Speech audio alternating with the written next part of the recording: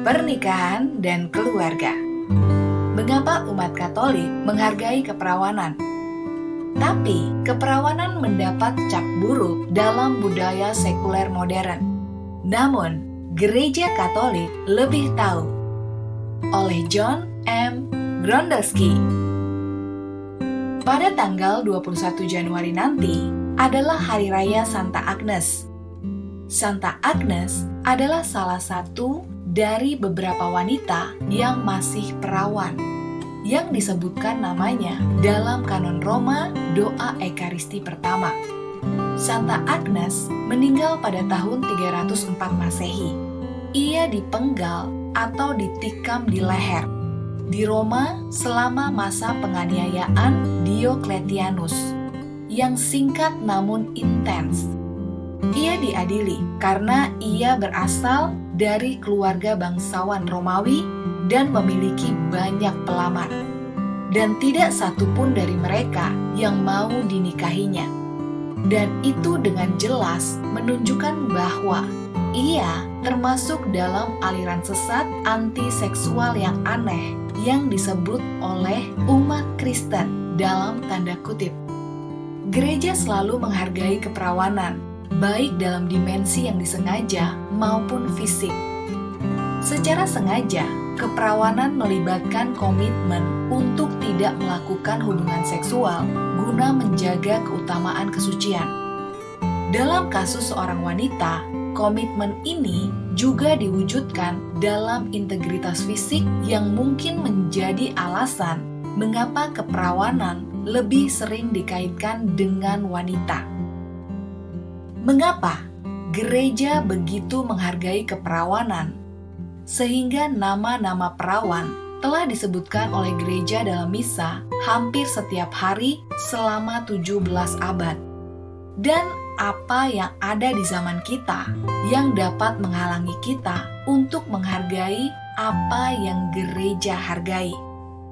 Kita perlu memulai dengan pemahaman bahwa keperawanan dan kesucian bukanlah sekedar kata tidak, melainkan kata ya.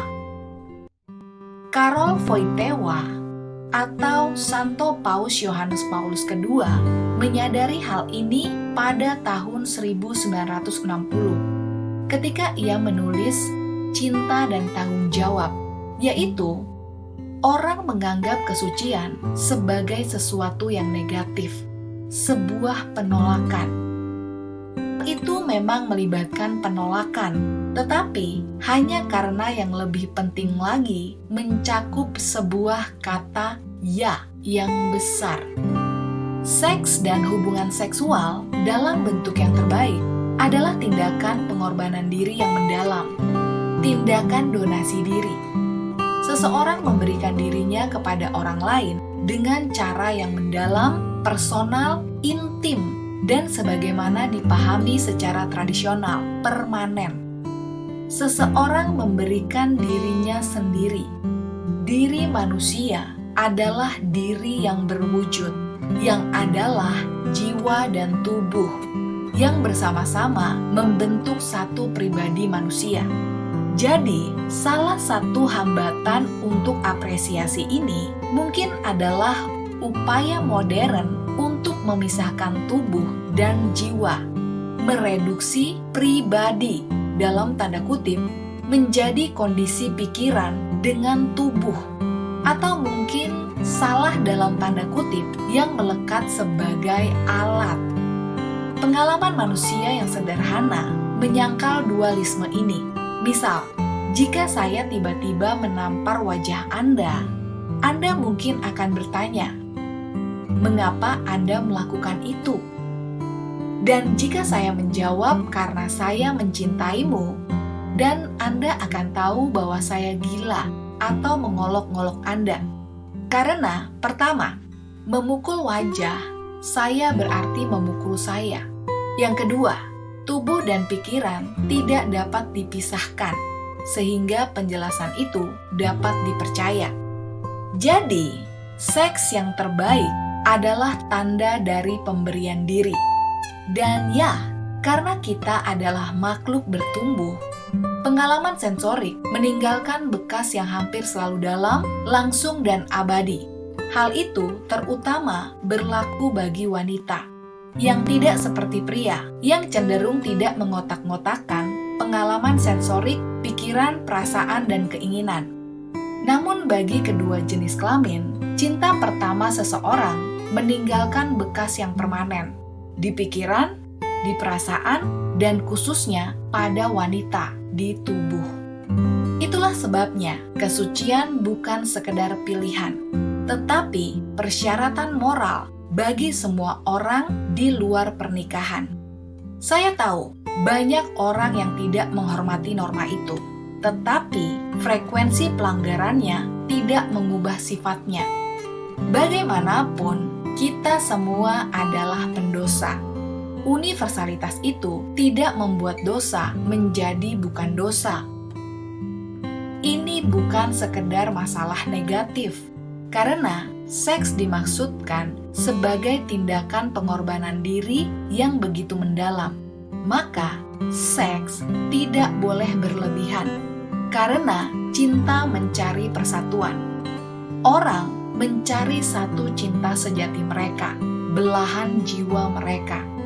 Jika hubungan seksual adalah tindakan pengorbanan diri, dalam tanda kutip, maka seseorang ingin menyerahkan dirinya kepada satu cinta sejati mereka.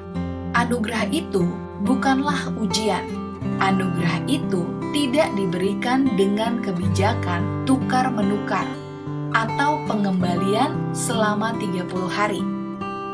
Dinamika cinta berkata, saya menginginkan ini, dan saya menginginkan ini selamanya. Itulah sebabnya kesucian meminta agar anugerah itu disimpan untuk satu cinta sejati itu. Bagi kebanyakan orang, satu cinta sejati itu ditemukan dalam pernikahan. Itulah sebabnya gereja berbicara tentang hubungan seksual yang hanya diperuntukkan bagi sebuah perkawinan. Karena itulah satu-satunya situasi di mana semua syarat yang dicari oleh karunia itu, kesatuan, kekekalan, totalitas, tanpa syarat, eksklusivitas, dan kesuburan, hadir secara objektif. Dan segala hal lain adalah menjual karunia itu demi sesuatu yang lebih rendah. Akan tetapi, meskipun kebanyakan orang menemukan bahwa satu cinta sejati dalam pernikahan, ada orang-orang yang cinta sejatinya itu berusaha melampaui dunia ini, yaitu untuk bersatu dengan Tuhan dan pelayanannya. Itulah sebabnya keperawanan yang disucikan, keputusan untuk menjauhkan diri dari hubungan seksual sangat dihargai. Bukan karena gereja anti-seks, tetapi karena wanita ini telah memutuskan bahwa satu cinta sejati yang kepadanya dia ingin memberikan dirinya sepenuhnya adalah kepada Tuhan. Akan tetapi, Tuhan adalah roh, seperti dalam Yohanes 4 ayat 24, dan wanita itu tidak. Melalui keperawanan yang disucikan, dia berusaha untuk memberikan dirinya sepenuhnya kepada Tuhan, yang berarti bahwa cara yang biasanya tersedia bagi manusia untuk melakukan ini dengan manusia lain, melalui realitas perwujudan, tidak berlaku dalam situasinya. Dia meninggalkan hubungan seksual bukan karena seks itu buruk atau kotor, tetapi karena makna tindakan ini dengan manusia lain akan menjadi tidak jujur, karena dia telah memberikan dirinya kepada yang lain, yaitu Tuhan. Jadi, jika dunia modern kita tidak memahami keperawanan atau bahkan kesucian, itu bukan karena ajaran gereja sudah kuno atau moralitas telah melorot. Sebaliknya, ajaran gereja menunjukkan bahwa dunia modern pertama-tama, terlepas dari semua pembicaraan tentangnya, tidak memahami cinta. Dunia modern tidak memahami cinta dan pemberian total kepada orang lain yang dibayangkan dan dibutuhkan oleh cinta sejati. Dunia modern lebih mementingkan pengalaman dan rangsangan indrawi daripada komitmen yang mendalam, menonjol, dan abadi, sehingga mengabaikan diri kita dari cinta kita. Dan Santa Agnes tidak ingin melakukan itu. Itulah sebabnya, meskipun mendapatkan tekanan keluarga dan sosial, serta penganiayaan sipil, Santa Agnes memilih untuk mati daripada menyerahkan keperawanannya.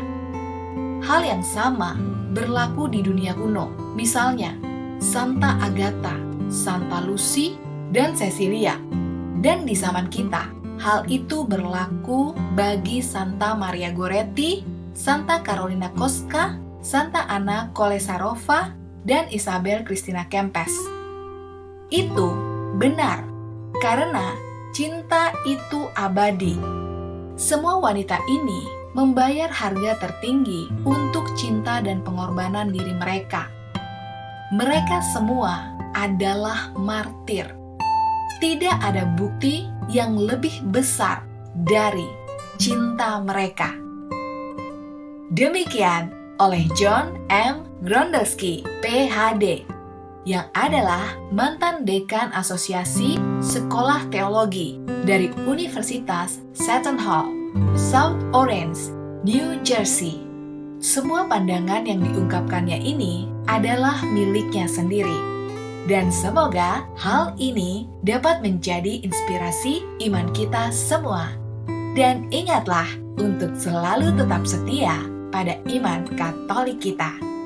Sampai jumpa lagi bersama saya, Benedikta. Salam sukacita.